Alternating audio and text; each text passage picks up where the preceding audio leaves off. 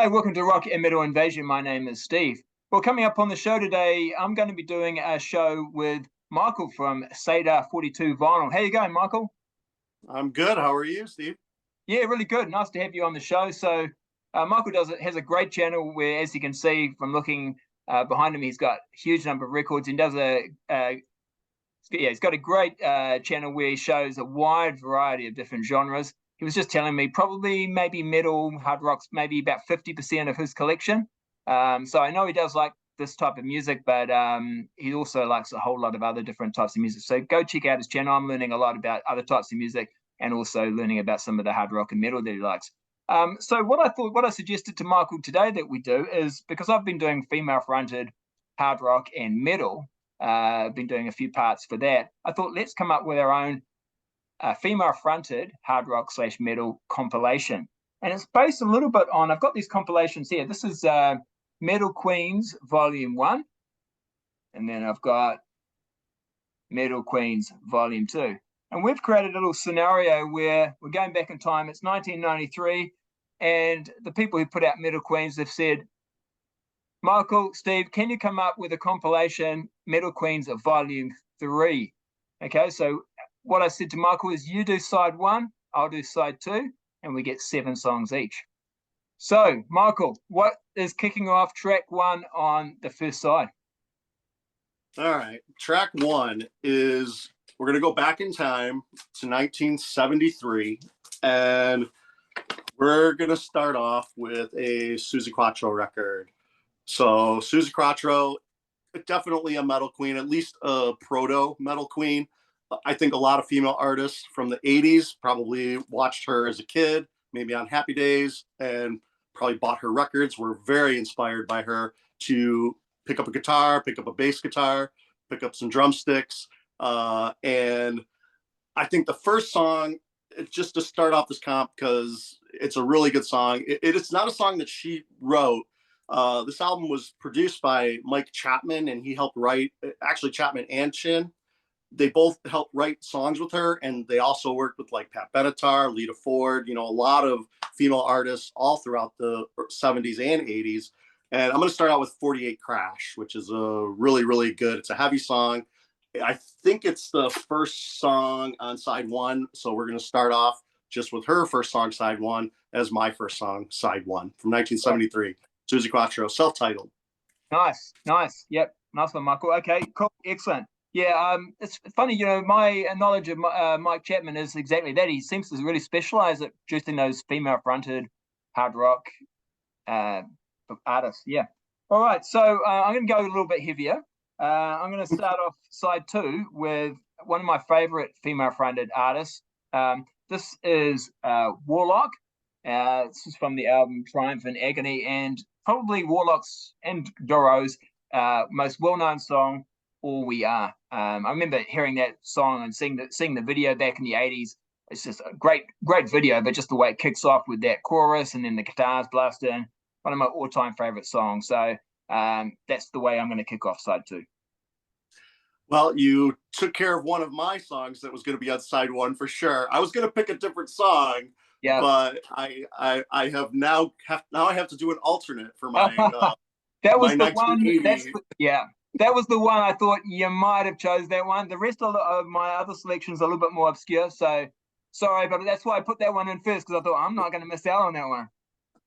That's a good one. It was a good one. I was thinking about doing that, but I want my side to go in order of release, so I want to start early and then I'm going to go straight up to 90 or 93. So you know what my last record's going to be. Well, I hope so, Michael. All right. So my second song on side 2, since we're doing the Queens of Metal, we got to do the Queens of Noise. So we're going to do 1977's Runaways album, Queens of Noise. Joan Jett, Lita Ford has been in this band. This is where they started. They unfortunately started with Kim Fowley, who has a little bit of a shady history with these guys and other artists, but still they, wrote a lot of the songs on here with Kim. And Queens of Noise is a great heavy song to start with side 2. So we moved up a few more years away from 73 into 77. And yeah, 2 icons of the 80s in this band. Joan Jett and Lita Ford. Great song. Queens of Metal should have Queens of Noise on it. Great song. Yeah, good choice. Yeah. And it's progressing nicely, I think, from Susie Quattro then onto the Runaways. It's a great choice. And yeah, I mean, Lita Ford and Joan Jett. I mean, in the 80s, of course, they're real metal queens, aren't they? Real icons of the genre. So yeah, awesome choice. All right, now I'm getting obscure. Now this next band is a band called Bombshell. They did a song called Magic in the Night. And I'm not surprised, Michael, if you're looking confused and totally unaware of that song and that band. They only put out one song, and it was on the Nintendo White Knuckle Scoring soundtrack. So it's very obscure. They didn't put out an album, but the guitarist is Jan from Vixen, and also Roxy from Vixen. She's on the drums, and someone called Jackie Eon is the vocalist, who she did demos in the 80s, hard rock demos in the 80s, but never actually got a band together until this one. But this one, they did that one song on that soundtrack and just banded because the soundtrack came out like this particular soundtrack, I think, 1991. It's very similar to Vixen, really great song, but they were probably about to start getting together an album, but 1991, probably 92 came around, and people were like, this kind of music, sorry, we're just not interested now. It's just not going to work out. So it's a one and done kind of song, but it's really good. If you haven't heard it, check it out. So that's going to be my track number 2. Definitely going to check that out. Roxy, I believe she's a Detroit native from right. Michigan. So, she's representing my home area. So that's nice. All right, so I'm on song 3 now, and I'm moving out of the 70s now, and we're going right into the very early 80s, 1980. This is the second album from Pat Benatar, and this is Crimes of Passion. I believe this is their second album, 1980. And I kind of looked through here. I didn't see Chapman on this one, but I'm going to kind of pick an odd song for this one because I kind of want to represent, like you said, I have a lot of varied tastes. And I think Pat does too. She does a cover of a Kate Bush song on this album called Wuthering Heights. And it's a really, really good song. It's kind of a mid-paced song, but it still has some heavy guitars. It's a really, really interesting interpretation of the original Kate Bush song. I have a feeling that when she brought this up to the band, they were like, what? You want to do that song? And I feel like, that was her pick because, she has a really good voice. And also Pat Benatar has a real great voice. And of course, she's definitely, I can't imagine that any metal queen in the 80s and 90s doesn't know who Pat Benatar is. When she got put into the Hall of Fame, the singer from Pretty Reckless was right there, a young, a female artist of the 2000s, 2020s, being inspired by Pat Benatar. So I'm going to put Wuthering Heights from Pat Benatar as my third song, a cover song, which I thought would be interesting. Great. Yeah, no, awesome. And nice, you kind of, incorporating Kate Bush in there as well, who I think a lot of hard rockers kind of like, or metalers kind of like. If they're going to, I've heard people who like hard rock and metal also like Kate Bush. I do, so that's nice to kind of have that mix there. And yeah, Pat Benatar, in the early 80s, she was huge, eh? So yeah, great choice. All right, so again, I'm doing a sort of another one and done kind of deal. Again, this song and band comes from a compilation because they never really officially released an album.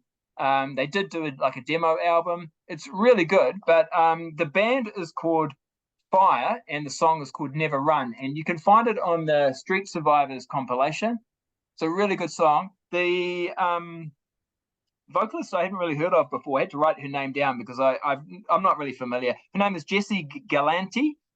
She was a vocalist for a band called Actor prior to getting together with Fire, but and if you look her up on Discogs, she's done some solo albums, over the last few years. But it's not hard rock or metal. But it's really well produced, really great song. The drummer is Jackie Ramos from Bangalore Choir, and he was also in Hurricane Alice. But yeah, I guess they released that demo album, which is really good. You can find it online. But as far as I know, anything you can get on vinyl, there's just the one song from this compilation, Never Run. It's probably one of their best songs. really good. So I thought I just wanted to highlight that a little bit. So that's going to be my track number 3 on side 2. That's 2 one and dones. That's interesting. Yeah, yeah. All right. So my song 4, we're going to go a bit heavier now. Kind of, the singer of this band is kind of known for her crazy stage antics and kind of has punk roots, but this album is very metal, I think. And even in the title of this record, it's an EP, and it's Wendy O. Williams. This is Plasmatics. This is Metal Priestess. We could even rename the compilation Metal Priestess, really. You know, like it's pretty on brand here. The song I'm going to pick is Lunacy, which has some lyrically, I'll let anybody who's watching this check out the lyrics, but it's definitely a female oriented song about a certain cycle of the month, and I think it's just really, really good. It's a heavy song, and this album actually, I had heard this somebody was playing it in the record store, the owner of the record store I go to, and I was like, this sounds a little bit like Ghost, and I was like, that's kind of interesting. And he said, this is, Plasmatics, and I was like, I'm buying this right now. I really wanted the record, and I can't imagine that Tobias Forge did not hear this album, because it has gothic elements and it's definitely heavy elements. This is less punk than some of her maybe early stuff, and it's more metal. And this is probably the heaviest song, maybe the heaviest song. Well, no, it's probably the second heaviest song that I'm going to have on my side of the compilation. Really good song, really good album. Metal Priestess, Wendy O. Williams, and Plasmatics. Right. Yeah. No, great to have some Wendy O. Williams in there. Yeah, so sad the way things ended for her, because she gets so much. People just love her now, and she's getting a lot of credit and praise, and so influential. But I think when she died, I don't think she realized the impact that she had, or on people, and how much people liked her music. Yeah, true. All right, track 4 on side 2 for me is a band called, quite similar to Warlock. This is Zed Yago, and I've gone with the song Pioneer of the Storm. Really great, heavy song, real classic sort of metal, 80s metal, although this came out 88. Yeah, you could compare it a little bit to Doro or Warlock. They had that sort of a sound. After this album, they sort of broke up, and the vocalist formed a band called Velvet Viper, which is very similar. So if you like the Zed Yago, check out Velvet Viper as well. But that's one of my favorite songs from the album. It's called Pilgrimage. So yeah, that's going to be my track 4 on side 2. Yeah, I got that album. I need to spend some more time with it. With my large collection, I don't always get to spend more than a couple spins with an album, but I definitely want to spend some time with that album. And now that it's going to be on our compilation, I'm going to at least check out that song. Oh, yeah. And the one thing too about this album, there's 2 different versions. So there's a US version and a European version. So it depends what version you have. It's got slightly different songs. So yeah, just bear that in mind. All right, so this is going to be a little bit of a callback to one of your picks. This is what song are we on? 5. This is my 5th song. And this was one of my alternates for the Warlock. Warlock would be here, okay. Yep. Warlock's already been taken. So I'm going to go with Vixen's first self-titled album. Janet Gardner does a real good job. She was a really great front woman for these guys. I saw a lot. I watched some videos on YouTube of some of their live stuff. She did a really great job. They wrote some of the stuff on here, but they definitely had songwriters. Richard Marx came on here. I think there's another songwriter, but the song I'm going to pick is one that Janet Garner actually helped write, and that's I Want You to Rock Me. And that was always in their set, at least all the stuff I saw, and I really, really like that song. I didn't want to go with the hits, kind of. I wanted to go with a little bit of deeper cuts. I don't even know if that was a single, but I think it could have been. It's a really great song. This band is really good. Roxy Petrucci, of course, is in this band. She was in Madam X, which is an album that I'm looking to get. My record store has it. I just haven't pulled the trigger yet. But yeah, she's a Detroit native as well. And of course, Jan, the guitar player for this band, unfortunately passed away not too long ago, which is really unfortunate. I'm going to talk about another guitar player a little bit later who passed away. Just terrible, terrible stuff that happened. But, this album is going to live the test of time. I think it's very influential for even if it was just this kind of one and done. I know they had like Rev It Up and stuff after that, but those albums didn't really do much. But this album was played a lot on MTV, Crying and the Richard Marx song, Edge of a Broken Heart. Yeah. And I had this on cassette, I believe. During that period, you know, I was buying thrash metal and I was buying hair metal all at the same time. I was going back and forth. My friends were like, "What are you doing? Why are you spending money on Vixen?" But I love this record. It's a really good record. Yeah. Oh, I think it was like, I think Vixen were okay, because I mean, you know, in the hair metal days, you know, you had guys who looked like Vixen, right? You know, guys who like dolled up, like, and they look like, at least Vixen, they actually are ladies, so you know, the look's fine. And you know, I think for what they did, that was just really good commercial hard rock. Yeah, they had outside songwriters, but they played their own instruments. They could play. Yeah, I think you know, and they're still going now. It's interesting. They've got Lorraine Lewis from Femme Fatale as the vocalist now. So not quite sure what happened there, but still going, and well, I mean, touring anyway. So they've definitely still got a fan base, haven't they? Definitely. Yeah. All right. Now this next band I'm going to choose, fairly obscure. They featured on my last episode I did of lesser known female fronted hard rock or metal part 4, and the band is a UK band called If Only, and this is the song I'm going to choose is from their album. Well, they only put one album out, No Bed of Roses, and I've gone for a rock and a hard place.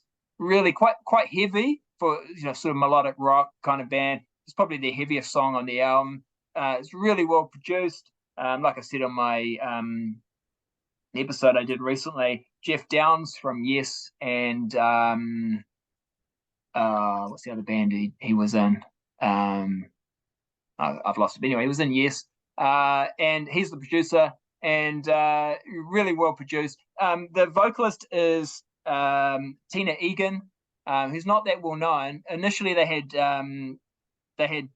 Jackie Bromede, who had been Jackie Bottomede, who'd been in Girls' School. She was initially the vocalist, and then she left just before they were about to record. They'd done songwriting with her and everything, but and then so then Tina came in and took over on the vocals, and she does a great job. So there are some recordings where Jackie's on the vocals, but they're like from some of the singles that they had released prior to the album. But check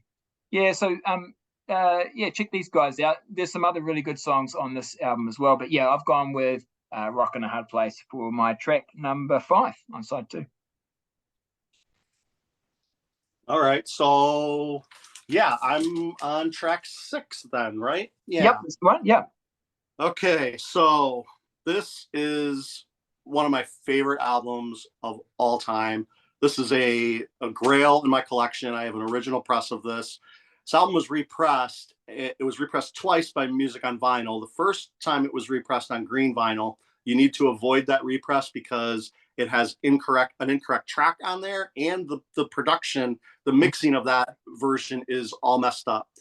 But they did reissue it again on a silver vinyl, so you want to pick that one up, or get an original press like I have, and that is Fear of God. This is within the another tragic story. Unfortunately, Dawn Crosby, the lead singer of Fear of God, ended up dying from kidney failure, from alcoholism. But I actually got to see them live on this tour. It was one of the best shows I've ever seen. She was completely wasted, but it was still a great, great show. This is so ethereal, the music, but it's heavy. It's not thrash. It's kind of heavy metal, but it's got thrashy parts to it. But then it has these like poetry parts where she just kind of speaks, and the lyrics are very, very in-depth, really personal stuff. And the song I'm going to go with on this, this is one where I'm going to go with the single. I really would like people to check this out if they haven't heard. I'm going to go with Betrayed. That song was played on MTV quite a bit, or at least a few times. And she was actually featured on one of those Hard and Heavy videos that came out in the 80s. They interviewed her, and I think they interviewed the guitar player as well. I remember that because I was into the band then, and I thought that was just amazing. I love Dawn, and just a tragic story that she passed away. The 2 albums that go before this and after this, she was in a band called Detente before this. That was kind of like a punky thrash band. The singing on that is completely different than this. And then she did Fear of God, like a second version of a Fear of God album. It was not on a major label. This was on Warner Brothers. And the second version of that album it ended up coming out, but it was way heavier, way different. She kind of went back to her old style of singing, but on this album, she just nailed it. It's so, so good. Betrayed is such a great song. Every song on here is great. One of my favorites was A Grail in my collection. Just avoid that green repress, get the silver one for Music on Vinyl. Right. Okay. There's a whole lot of information there that I found really interesting, because that band, I heard that album back in the day, when it came out. First of all, I'm really surprised Warner Brothers released this. It seems so like not a kind of the kind of major label type release for its time. What was that, 91, 92 or something that came out? 91. 91, yeah. So really interesting that they thought that would be successful. But yeah, and I found it hard work, to be honest. I liked the fact that it was so different, but it's not the most uplifting album, or do you know what I mean? It's quite it's quite dark. And it's interesting too that you mentioned that Hard and Heavy music, that Hard and Heavy video that came out, because I used to love watching those. And when you mentioned that album, I remember thinking about that and thinking, oh, I remember watching her on that video, and she looked quite wasted, in the guitarist. They were both drunk or something. She probably was. Unfortunately, she probably was. Yeah. They were joking around, like, it's like, what are you guys talking about? But right. Yeah. In her previous band, I know about mainly through I think the guitarist was Ross Robinson, who ended up being quite a famous music producer. So yeah, interesting. And again, very sad, very sad. All right. My next one, nowhere near as heavy as the last one you showed. In fact, the complete opposite. This is Jamie Kyle. And from her album, The Passionate Kind. She's melodic rock, not heavy at all. Some would even say pop rock, but she certainly melodic rock, hard rock fans would like her albums. Really, she's a songwriter, singer-songwriter. She's written songs for other quite well-known artists. And she's actually just released a new album just a couple months ago. She hasn't released a lot of albums over the years, but yeah, she has just released a new album. This one came out in 1992, so there's no vinyl release, which is a bit of a bummer. But the song I really like, and I mentioned it on my last female-fronted video, is Ragged Heart. Check that out. It's a really nice song. So that's good. Ragged Heart is going to be track 6 on side 2. All right. Well, this is my last track. Steve, you know what album this is for sure. Yes. Looking forward to it. It's the whole reason you went to 93, which was I appreciate. And this is another grail in my collection. This is the Phantom Blue album, Built to Perform. I kind of discovered Phantom Blue during COVID, during the lockdown. You go down the YouTube rabbit hole, you start, hitting on videos, and then all of a sudden the video comes on and you're like, who is this? I have no idea. And the first Phantom Blue record is really good.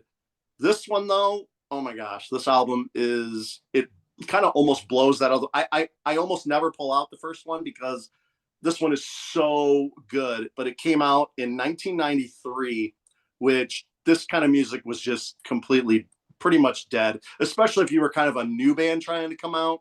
If you were established like a Poison or a Cinderella, you could probably still tour a bit, but unless somebody picked up Phantom Blue and brought them with them, nobody knew this album came out. It was only ever released overseas. And yeah, it's a fantastic hard rock. It's not even, I wouldn't consider it hair metal. It's definitely more hard rock. It's really heavy. I feel like the guitars are really crunchy on this record, but the songs are definitely melodic. They have the melodic sensibilities of glam metal. But anyway, the guitar player, I can't remember if it's Melanie or Michelle. And Michelle Meldrum. Yeah, Michelle Meldrum, that's right. She actually, when she was when she was alive. She ended up passing away, unfortunately. She married John Norum, the guitar player from Europe. He actually plays some guitar on this album, as well as Marty Friedman plays some guitar on this album. So, I really think, and they put their names on here too. So, they weren't like, sometimes Ozzy sings backups and doesn't put his name. A lot of people do that. These guys, I think, were just like, yeah, we want to be put on, in the credits of this, because I really think they believed in this music. And this is just one of those hidden gems that I found. And I just love this album to death. I'm just going to, it's so hard to pick a song because I love every song on here. But I'm just going to go side one, track one, Nothing Good. Great song. Kind of, like I said, crunchy guitars, heavier than you might think, all female band, and they just rock. They really, really just great album. 5 out of 5, 100%. I love this record. So it's going to close out my side. Awesome. Yeah, great finish. And just amazing that I know that that's almost impossible to get a copy of that on vinyl, but just it's amazing to think it even got released on vinyl, 1993. Right. But so yeah, well done for getting that, and that's awesome. Okay, I've talked about that band on my channel as well. Great band, and of course some of the members good. some of the members have gone on and done other things as well, which is great. All right, so finishing off my side is another band I've featured on my female fronted. In fact, I think probably all of these almost I have featured on my female fronted episodes, but this is a Precious Metal, and the song I'm going to go with is a song called Trouble. I did a video reaction for the music video Mr. Big Stuff. That was the one song that they released as a single, which originally was going to have Donald Trump in it, but Donald did a Donald and said, give me more money before you. He asked for like a bunch more money, I guess. So they were like, what are you talking about? I'm kind of glad he's not in the video. Not to bring politics, but I'm glad he's not in that video. Well, it kind of adds more interest to it. The whole, he was in it, but we're not allowed to show the footage of it, and because he wanted more money. So, but anyway, I thought they should have released Trouble as a single. Really good song. Nancy Wilson actually is one of the co-writers of the song from Heart, and it's a really good song. So finishing off my side with that one. So there we go. We've got 14 great songs. I'm got to be honest with you, Michael. I really like your side. I like how you've gone from the 70s and then moving them through the 80s. Really nice. But then again, of course, I'm going to like my side because it's just a whole lot of songs I like. A lot of people might go, this has got there's at least yours, they can see I can see what's happening here. Mine's just complete randomness. But I think both sides are going to rock. I might even do a little YouTube playlist or something like that, so people can go and hear those songs if they want to. Yeah, you'll probably have to do a YouTube because not a lot of these songs are going to be on Spotify. Exactly, yeah, because I've done Spotify ones before, and it kind of gets annoying. It's like, that one's not on there, that one's not on there. So, especially with some of those more obscure ones. So, with your collection especially, you always, the stuff you bring up, I'm really impressed that I end up having to pause after every album that you show because I've never heard of this. I need to go quickly listen to it. Yeah. Well, that's why when I was doing the female front, I wanted to focus on the lesser known because it's not like I don't like Joan Jett or Lita Ford or some of those other more Vixen, but a lot of people already know about them, so it's like just letting people know about some of those other bands that maybe or artists that just kind of didn't get noticed back in the day, and that might be really good. If you like those other bands, more well-known bands, you might also like these bands. So that's what it's all about. Anyway, thanks for coming on the show today, Michael. It's been really awesome. I think we've created a fantastic compilation. Probably isn't actually going to get made into an actual record, which is a shame, but if it did, it would be amazing. And like I said, if you want to hear it, I'll probably have a link in the description for the YouTube compilation as well. All right. Thanks, Michael, and thanks for watching, everyone. Don't forget, check out Michael's channel, Sador42 Vinyl, awesome channel. And also don't forget to leave a comment if you'd like to and hit that subscribe button. All right. We'll catch you later.